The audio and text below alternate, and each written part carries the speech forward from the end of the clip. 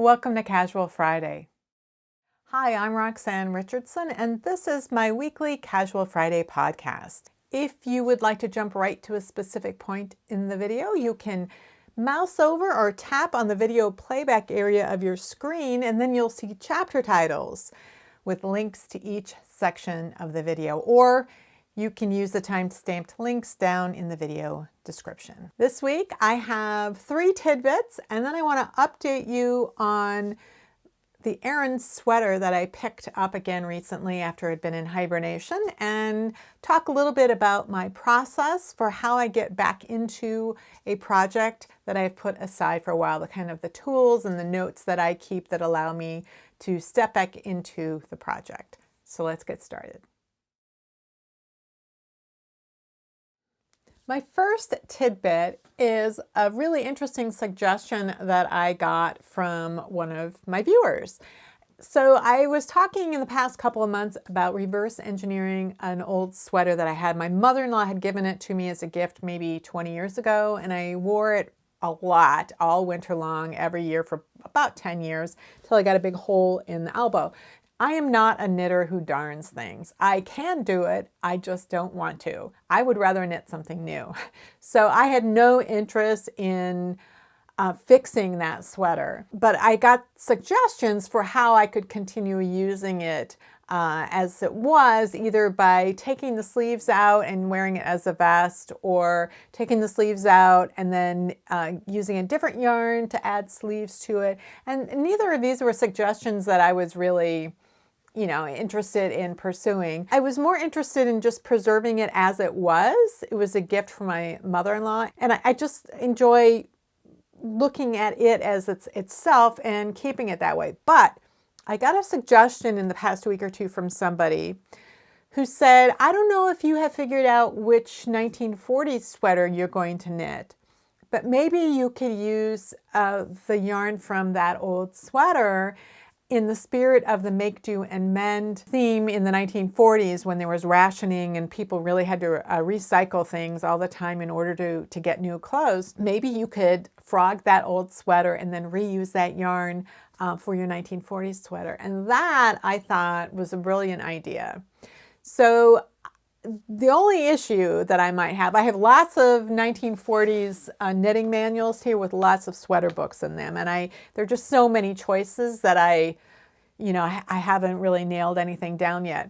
And I'm not ready to start it because I still have one sleeve left on my 1890s sweater. I have an Aran sweater that I'm completing as well, so I want to get those 2 off the plate, or at least one of them off the plate, before I start a new sweater. So the one issue that I could see with it is that in the 1940s, the sweaters were much more tight-fitting. So they really hugged the figure a lot more, which meant that they used much finer yarns. So in the first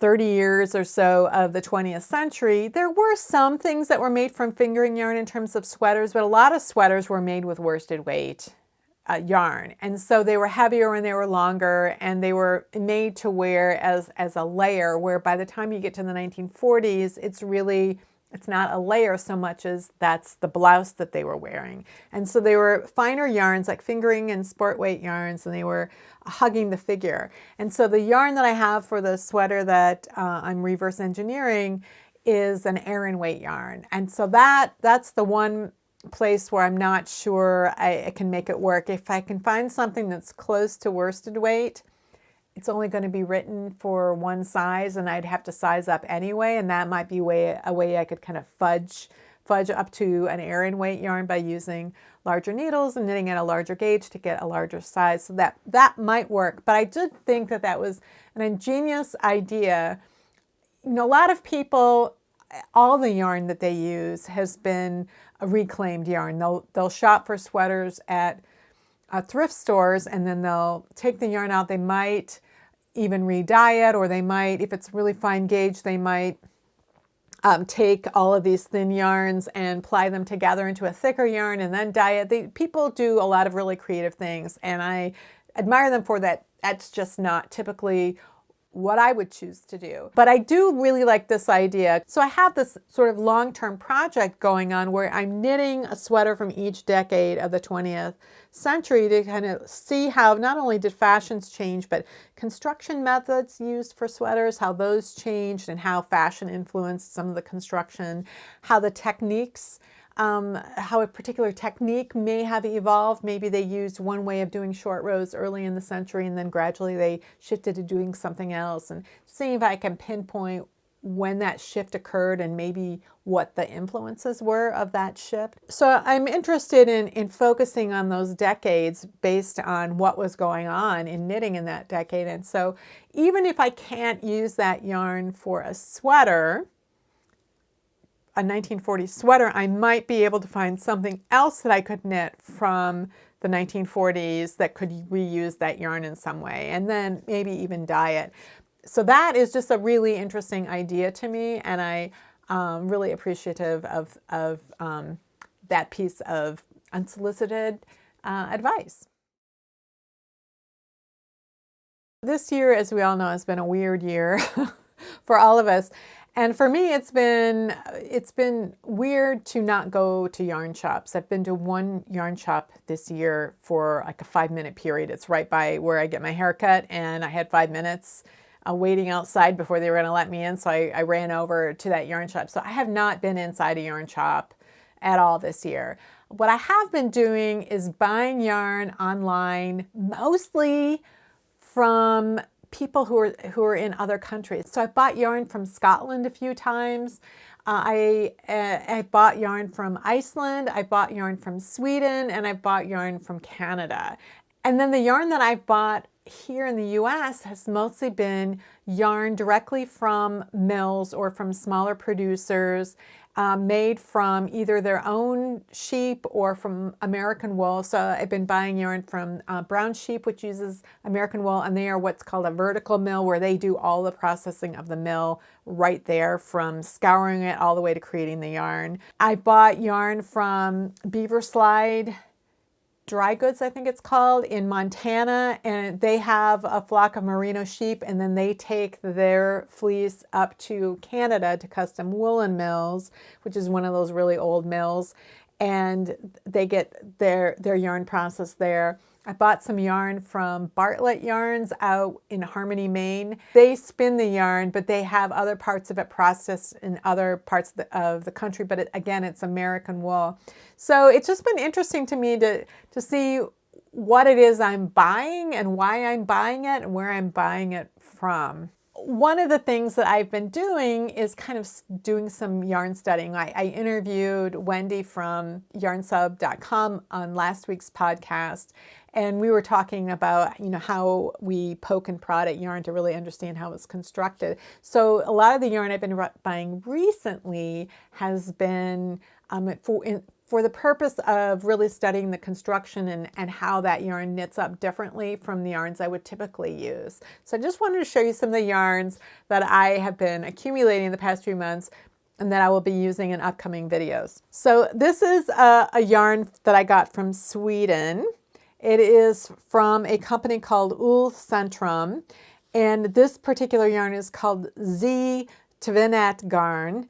It's a yarn, it's a Z-plied yarn. It's a worsted spun yarn, so they use wool with a long staple length, and in order to create this worsted spun yarn, and it's plied with a Z twist. So it's plied in the opposite direction that you would normally see in most commercial yarns these days. And it's specifically constructed to do a traditional type of Swedish knitting called twined knitting. And twined knitting is done in other Nordic countries as well. So I have a book on twined ending called Two-End Knitting that has various stitch patterns. You can do textured, you can do color work patterns, but the main point of twined knitting is that you're using two ends of the same ball of yarn. Or if you're using two different colors, you're using two different colors. So when you're using two ends of the same ball of yarn, every time you knit a stitch, you knit with one strand, and then after you've knit that stitch, you bring the other strand underneath that one, and you knit that. So you're twisting the yarn the two strands of yarn together every time that you knit. And it creates this like windproof, waterproof, really warm fabric. Because you're twisting the two yarns together, if you're using a regular S-plied yarn, it would cause the yarns to really twist up and be a problem. So by using a Z-plied yarn, you are twisting them around each other in the opposite direction that the Z-plied yarn is twisted. And so even though the yarns do twist around each other and you have to untwist them every so often, it's not as bad as if you were using an S-plied yarn. I'll be talking more about twined knitting in the future, but this is the first Z-plied yarn I bought. It's specifically manufactured for traditional Swedish twined knitting. Then I got some other Z-plied yarns that were woolen spun, not worsted spun, from Beaver Slide and from Bartlett Yarns, and I've been swatching with that. And then I found a mill in Prince Edward Island in Canada a few weeks ago that also has a Z-plied yarn, but theirs is listed as semi-worsted. So I ordered a couple of skeins from, it's called Belfast Mini Mills. So they build mini mills for other small mills around the world, but they also manufacture their own yarn. And theirs is Z-plied, and it's listed as a semi-worsted. So somewhere in between a worsted spun and a woolen spun. And so I was asking them, about that. I ordered the yarn and then I sent them some questions like what makes it semi-worsted and why is it Z-plied? And the mill manager, Troy, actually emailed me back. And we went back and forth that day. He said, and I'll send your package out later today. These are the two yarns that I ordered from them. So these are very different from the other Z-plied yarns. First of all, it's in between a woolen spun and a true worsted spun yarn. It's still very smooth. It's very soft. It's made from merino wool and it's superwash. So it has a lot of very different qualities from some of the other Z-plied yarns that I've been trying, which I love because that helps me determine whether a yarn is behaving a certain way because it's Z-plied or because it has these other qualities, like being woolen spun or being from a different wool breed or being superwash versus non-superwash. So that was really helpful. So I bought these two colors. This one I bought because I wanted to swatch with it and I thought it would show up on the camera really well, and I love the purple. And this one, which I don't know how well you can see, maybe I'll put a photograph up on it, but it's they call it black cherry, and it's a tweedy yarn that's got red and black in it, and I just love red and black. So this I bought in order to make myself something. I don't know what yet. As Troy was putting my package together, he wrote me a little note and said he's stuck another skein of yarn. It was their most popular color of this yarn, which is the Island Collection worsted weight yarn. He sent me a skein of this yarn, and it's faded denim tweed. And so I started knitting a hat with it for my husband. I usually knit him a hat every year, and my husband was looking and he's like, "Oh, I really like that." So I'm like, "Okay, I'm making you a hat." So it's been a really fun process to knit with this, and I'm knitting with cables, and I'm just seeing what it's like to knit with a Z-plied yarn that otherwise has very different qualities in the wool than the Z-plied yarns I've been working with, which have been woolen spun. And then I decided for some reason that I wanted to try out some Pluto Lopi. I don't know if I pronounced that correctly. It's Icelandic wool yarn, and it comes in these wheels, and it's not spun. It's considered pencil roving. So it has barely a twist. It has just enough twist in it to keep the fibers from falling apart. So you can knit with like several strands of it together to make something that's thicker, or you can knit with just a single strand if you wanted something very lightweight, I suppose. But you can buy this from Iceland, or I bought it here in the US from Schoolhouse Press. They've been importing this for like 50 years or something like that. So I got a few colors. I've got a dark purple, kind of a raspberry, and then a very light gray and kind of an oatmeal color. So I'll do some kind of a color work project with that this winter.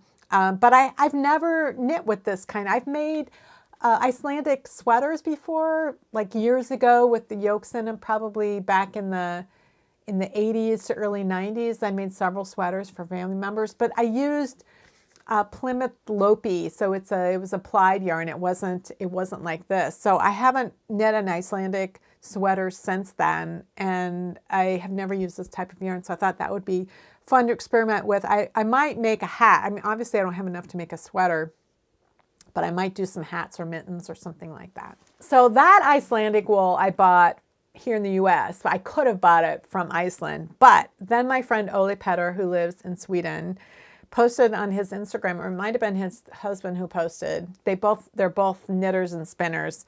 One of them had made a pair of socks using this. He said it was a new sock yarn called Hosuband. I think it's probably like a DK weight, but it's got nylon in it. So it's Icelandic wool that with some nylon in it that is plied. And so I got several skeins of balls of the gray, and then I've got a couple of contrast colors. I got some red and I got some blue, so I could do contrast heels, or I could do some color work in the leg or something like that. But I thought this could be nice and warm for winter. We're going to be at home most of the winter, so I don't bother to put shoes on. Maybe I can just make some thick socks. I feel like I'm a knitting squirrel preparing for winter by gathering all of my yarn around me and preparing to get through the long days ahead, or the short days and long nights ahead. So my third tidbit is a website that I found out about from the Historic Knitting group on Ravelry. Somebody posted a link to this website, and what it is are digitized mail order catalogs from, I don't know how much of the 20th century, but it goes from the very, very early 20th century, possibly earlier than that. These would all be familiar mail order and department store catalogs if you were Canadian. They weren't familiar to me. These aren't chain stores that I had ever heard of before. What was interesting is that you could mail order yarn. And the pictures of the yarn were all in black and white. They had the names of the colors, but you couldn't actually see what they were. But I thought it was fascinating. So I was looking at different catalogs just to see what they had, because one of the reasons that I wanted to look at these pictures was to see if I could tell if any of those yarns were Z-plied. Because I've had this obsession with Z-plied yarn lately, and trying to figure out if it was just more common 100 years ago and we just gradually not seen it as much anymore, or what the deal was.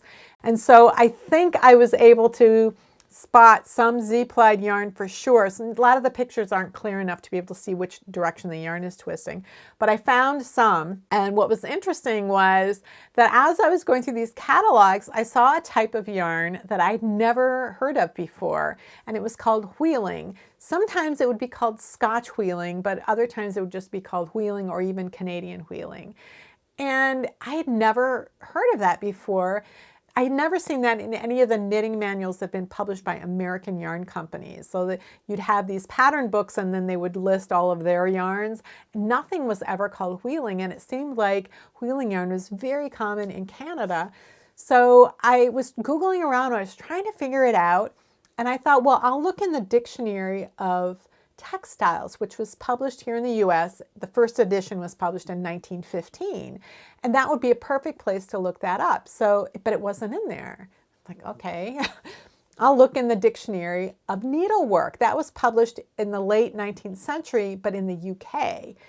And there I did find an entry for wheeling, and it described it as a yarn used for charity knitting. And I thought, well, that's not really very descriptive, and it doesn't seem like that would be something that you'd be mail ordering in Canada, like for over the, half the century. Like that they never described it as for charity knitting in these catalogs, and I'm like, what does that even mean? So I kept looking, and I found an entry in a Dictionary of the Scots language. It's online. I'll leave a link down below. And they had an entry for wheel, and then as one of the sub-entries, verbal noun wheeling, a coarse, thick type of worsted yarn, originally from uncombed wool spun on the big wheel. And I thought that seems weird, because what they mean by the big wheel is also called the great wheel or the walking wheel or the muckle wheel. It's one of the first types of spinning wheels that didn't have treadles. So it's a big wheel, and the spinner would spin that wheel with their hand, and they would use what was called the long draw method of drafting. So, and it was meant for creating woolen spun yarns, not worsted. So it didn't make any sense to me that it was a thick type of worsted yarn that was originally made on the wheel, on the big wheel. That didn't quite make sense to me. Then I decided to look in the Digitites newspaper database that I access when I'm doing genealogical research. And I looked up wheeling yarn, and I didn't get a hit on any American newspaper, but I did get a hit on a Canadian newspaper. And there was an advertisement from one of the companies that I'd seen. I had a catalog, so I'd seen them in that Canadian database of catalogs, and then here in a newspaper was an ad for their actual department store. And they had a whole category about wheeling yarn. And they said there is perhaps more deception practiced on the Montreal public in wool yarns than any other article of dry goods. To say that a wheeling yarn or fingering yarn is Scotch is to some people a charm. Hence, some storekeepers catering to this idea palm off any inferior yarns as the best goods just by selling them as Scotch. It is scarcely necessary to say that there are some of the commonest shoddy yarns made in Scotland as well as good ones. However, most of the wool yarns, both good and bad, that come out here as Scotch are not made in Scotland at all, although often bought in Glasgow. Halifax and Leicester, England are the places that supply most of the yarns that go as Scotch. So there's some deceptive advertising going on there. And so in those catalogs I had seen, sometimes it was Scotch fingering and Scotch wheeling, and other times it would just say fingering and wheeling. But again, I didn't really understand what wheeling was. But there was one clue in that ad that made me wonder, and it was about shoddy yarns. So we use the word shoddy these days just to mean like low quality or poorly made. But shoddy actually referred to sort of the leftovers of wool that was on the factory floor, or it could be wool that was shredded and turned back into fiber from an existing woolen garment. So if something got worn out and it was getting recycled basically. So you'd have a sweater with a bunch of holes in it and would just go into this shredding, and then that fiber could be spun again into wool. But the fiber length would have been much, much shorter, and it would have only been appropriate for woolen spun yarn, which needs a short to medium staple length of the wool fiber. Worsted spun, you can use a medium staple length of the fiber or a really long one. So that's why you get these long, smooth yarns for our worsted spun, but the fuzzier yarns are woolen. So then I thought, well, maybe that's what a wheeling yarn was. Maybe it was originally just some kind of woolen spun yarn that was used from recycled wool, but I couldn't quite figure it out. And I was asking people on the historic knitting group, did they understand what this term meant? So finally there was a woman who, I think she's from Australia, but maybe New Zealand, but she has a book called The Loving Stitch that was written about the New Zealand wool and knitting history. And our Textiles Center here has that book, and I've got it on reserve. I'm going to be able to pick it up and be able to read it. And then there was also an entry in that book about what wheeling yarn is, like a definition. A thick 3-ply woolen spun yarn of similar thickness to today's 8-ply, which disappeared before the Second World War. Good quality wheeling made warm, woolly fabrics suitable for heavy outdoor wear. Cheap charity wheeling of the 1880s was the thickest and harshest of all. So that's why the Dictionary of Needlework was talking about it as yarn meant for charity work, because that was a book that was published in the late 19th century. And so at that time, that's what wheeling was. So this has just been a fascinating thing. So to me, it sounds like wheeling is just the Scottish term for a woolen spun yarn. And I'd be interested to know if any of you who are from Scotland are more familiar with that, if that is maybe the term that you would use for a woolen spun yarn versus a worsted spun yarn. I'm really fascinated by this. This is so interesting to me. So please let me know. All right, so I finished the front of my Aran sweater and I joined the front to the back at the shoulders. So I wanted to talk a little bit about a few things regarding the sweater. One is, how I jump back into a project that I put to the side for quite a while, because the last time I worked on this was back in February, and the time before that was like a year before. So each time I've had to find my way back into the project. So I wanted to talk about that. The tools that I use when I'm working any project, but then how those tools help me when I do put something to the side. I don't always know why I've put something to the side. Sometimes I put it to the side because I've been working on it long enough and I just want to work on something else. And sometimes it's because I've run into a problem and I'm frustrated and I'm not sure I'm going to solve it. So when I come back into it, I don't always know which one of those situations it is. I always assume everything was fine and I had just gotten bored. So once in a while, it takes me a few days to realize, oh, there was a big problem. There wasn't in this case. So one of the things that I wanted to show you about this particular sweater is how I am approaching crossing the cables.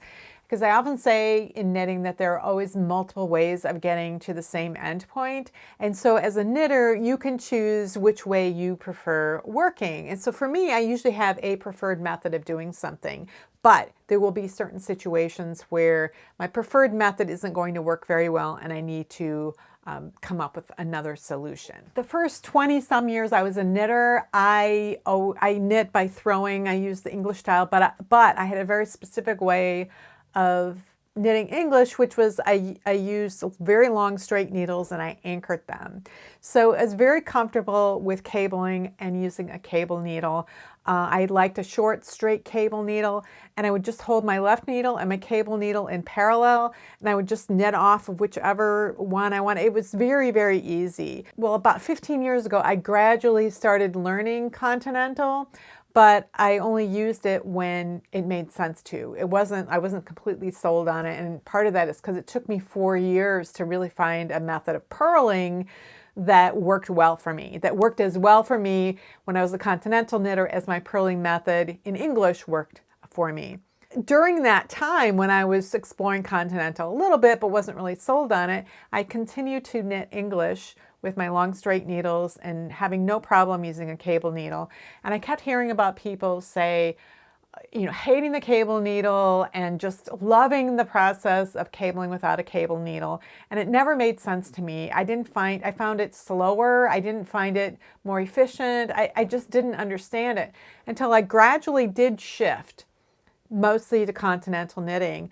And the first time I tried doing a cable project and using a cable needle, so I was holding the cable needle, the yarn, everything was in my left hand and things were getting in the way. And on top of that, I really enjoy traveling cables, which are like 2 stitches of knit, stockinette, that travel across a background of purls. So I'm not just working with in stockinette for the cable, I'm working with knits and purls. So that means that the yarn has to move from front and back while I'm also handling the cable needle. And it was then that I realized the cable needles that I like to use in combination with my continental knitting style and the type of cables I like to knit were not working well together. And so I started exploring cabling without a cable needle, and I liked that when I was knitting continental.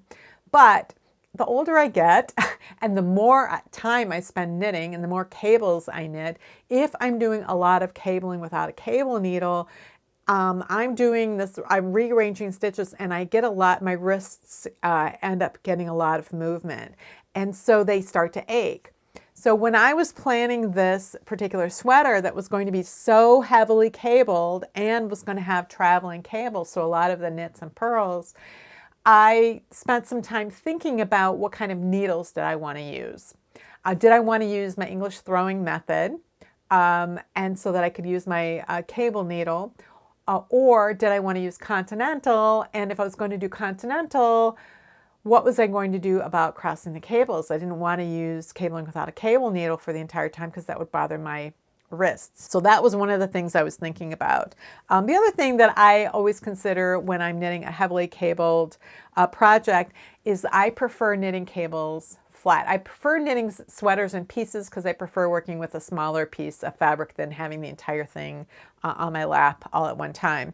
So I prefer knitting smaller pieces, and then with cables, I really like having wrong side rows where I'm just knitting knits and purling pearls. I don't have to think about, I know that there's no cable crossing. If I'm knitting seamlessly in the round and I'm cabling, especially with traveling cables where the cables are crossing every 2 rows, when I'm knitting flat, that means they're crossing on right side. Every right side row, there's something crossing.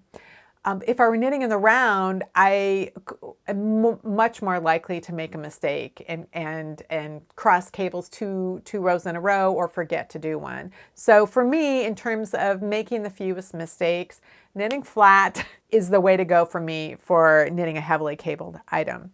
So I considered working with my long straight needles and doing the cables, and I just decided against that. So what I want to do is show you how I decided to work the cables, because I use 3 different methods of cabling when I would work a row of cables. So I'm going to show you that right now. So now I have these 2 stitches where I'm working them as what is called a right twist. There are a bunch of different ways of working a right twist. You can work them like a regular cable, where you would slip the first one onto cable needle, hold it to the back, then knit this stitch, and then knit the stitch off the cable needle. You could do that, or there are a variety of ways of working this so that it is exactly like an actual cable, but without a cable needle. So one method would be to reorder the stitches, and the way I would do that would be, because I want this stitch to be in the front, I would bring my needle across the front like that. I would let the second stitch off the needle and then recapture it. And then I would put this stitch over here on. So now I've reordered them and now I can work them. So that replicates exactly the same thing that I would get if I were using a cable needle. For these tiny little cables like this, when you're working in a column of just the same 2 stitches, or there's no traveling going on, there are some other methods for working these that are really what is called a mock cable, and that's what I've chosen to do for this particular cable, and that is to work a right leaning decrease. So I'm going to knit these 2 stitches together. So I've got 1 new stitch on the right hand needle, but these 2 are still on the left hand needle, and now I'm going to work the first stitch a second time. So essentially what I'm doing is an increase, and that produces a result that looks very much like a cable. So this is a type of mock cable, and I know this is very dark and it's very hard to see, so I'm going to put a video up here that shows how to do these in yarn that is much lighter in color. So now I have a cable where I have 3 stitches. This one is a purl and these 2 are knits, and I need to cross these 2 knits over the front of that purl stitch. So one way to do that would be to use a cable needle and slip that purl stitch onto the cable needle, and then I would hold it to the back, and there's different kinds of cable needles. I prefer the straight kind. But now, because I'm holding the yarn in my left hand, I have to bring the yarn around in between these 2 so that it's in back of here so that I can knit it. And then after I knit it, then I would be able to purl off this one. So because I'm holding the yarn in my left hand, because I'm working this continental, I find using a cable needle where I have to hold the cable needle to the back to be a real pain in the rear for these types of cables. So for this particular type of cable where it's a right crossing like this, where the knits are crossing over the purl, this is a situation where I would use cabling without a cable needle. I'm going to insert through these first two stitches. Again, I know this is dark and it's hard to see. I let that purl stitch off the needle so that I can get my left needle out of all of them. And then I put it back into that purl stitch. And then I'm going to return the 2 knit stitches. So now I've reordered the stitches, and now I can just work those 3 stitches, knit, knit, purl, and I don't have to worry about the cable needle being in the way. The problem with doing all of my cables this way, if I do every cable crossing that way, is that there's a lot of wrist maneuvering, and that causes my wrists to ache. So that is why, instead of creating this like a real cable and reordering the stitches in order to knit them, I chose to use the mock cable method. And for this particular cable, where I am doing a right crossing cable that involves more than 2 stitches in total, then I am using the cabling without a cable system. But now I have to do a left crossing cable. So this are 2 knits, and that one's a purl. And in this situation, I will use a cable needle because I can keep the cable needle out of the way. I do have to bring the yarn in front here in order to purl this stitch, but it's not interfering with that needle at all. So I'm able to keep that cable needle out of the way by using my thumb to hold it. And the yarn is in back, and so now I can knit off of the cable needle.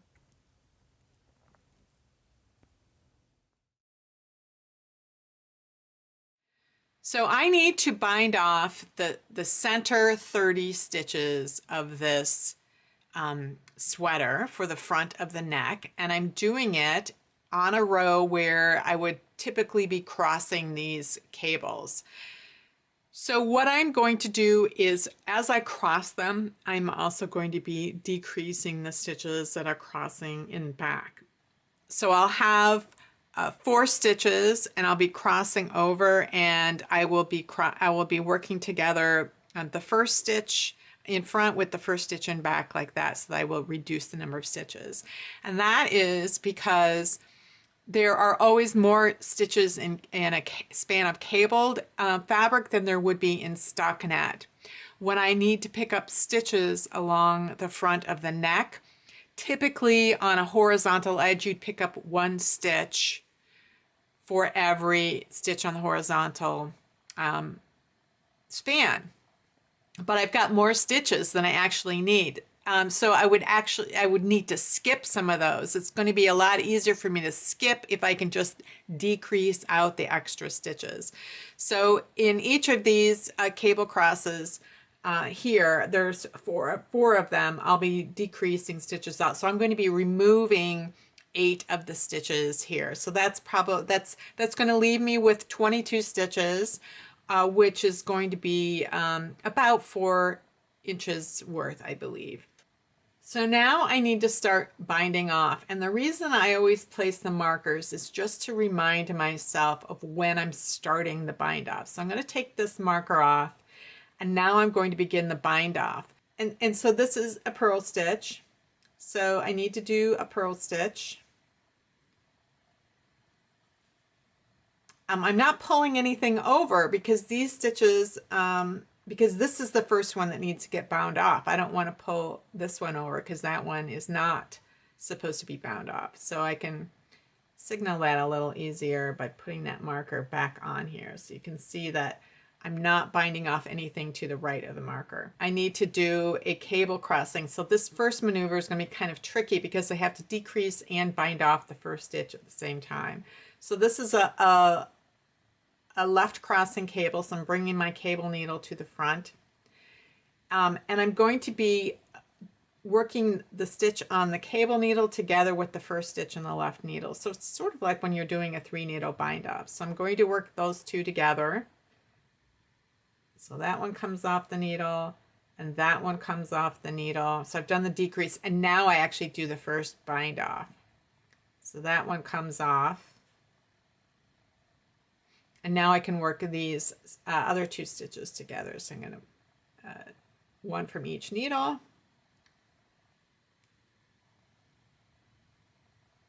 And now that one's off the needle, and now I can do my second actual bind off. And so now I'm going to keep going across. So I've got 4 purl stitches that I bind off as I go.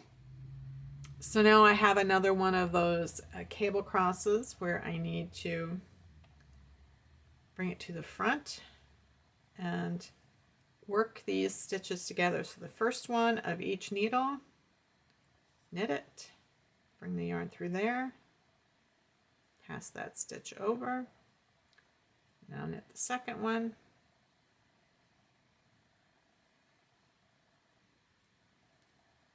pass that stitch over. So I've got one more stitch here and pull that over. So I've reached my marker. So everything outside of this marker is not going to be bound off, but I do have to work the first stitch after the marker in order to bind off the final stitch that was before the marker. So now I'm doing the final bind off here. Now I have a video on binding off in the middle of a row where I talk about how to reduce sort of gaps and problems that you have at the edges. And I did not use that technique here for a couple of reasons, but the main one is that because I'm going to actually be picking up stitches all the way around, having a gap or any issue at those corners is not a problem. But I will link to that video as well, because sometimes you need to bind off in the middle of a row and you are not going to be picking up stitches later. It's just that's the final thing that you're doing. So I will link to that video at the top as well. So the next thing I want to show you is the charts and the spreadsheets I have. Now I've done videos before on spreadsheets, how I use spreadsheets when I'm knitting a project. There are a lot of different ways that I use them, but in this case it's very useful to me to know where I left up in a spreadsheet. I like to keep track of what percentage of the way I am along in the project, and the way I know that is by having calculated the total stitch count and then keeping track of where I am now. So I know what row that I'm on in my spreadsheet.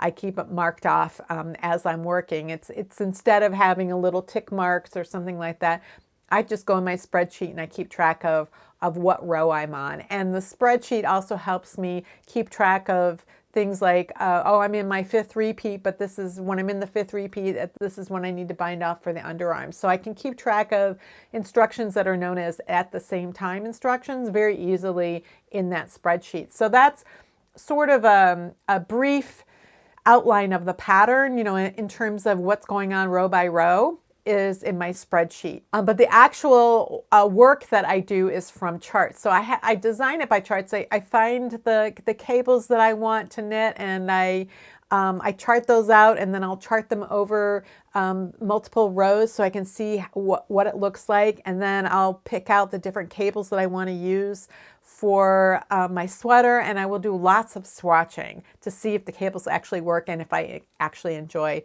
knitting them. And so I will lay all of the cables out across the chart, and then I will print out the longest repeat of the chart. So in this case, the sweater, the center panel has a 24-row repeat, and the smaller cables, one of them has an 8-row repeat and one of them has a 12-row repeat. So the smaller ones repeat 2 or 3 times every time the 24-row repeat occurs. So they all, whenever the 24-row repeat starts over, they're all starting again. So I will just keep a partial chart of that, and I'll use that as I'm working. I have a hard copy is how I prefer, and I use highlighter tape to keep track of what row I'm on. So this is how I plan things out, and then I'll create a partial chart that has just where I'm planning on working the neck and the shoulder shaping.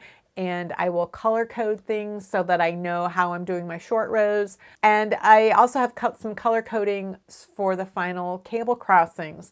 It's where I was going to work some decreases while I was doing cable crossings. So I'll mark those in red to remind myself that I'm going to be decreasing while I am crossing those cables.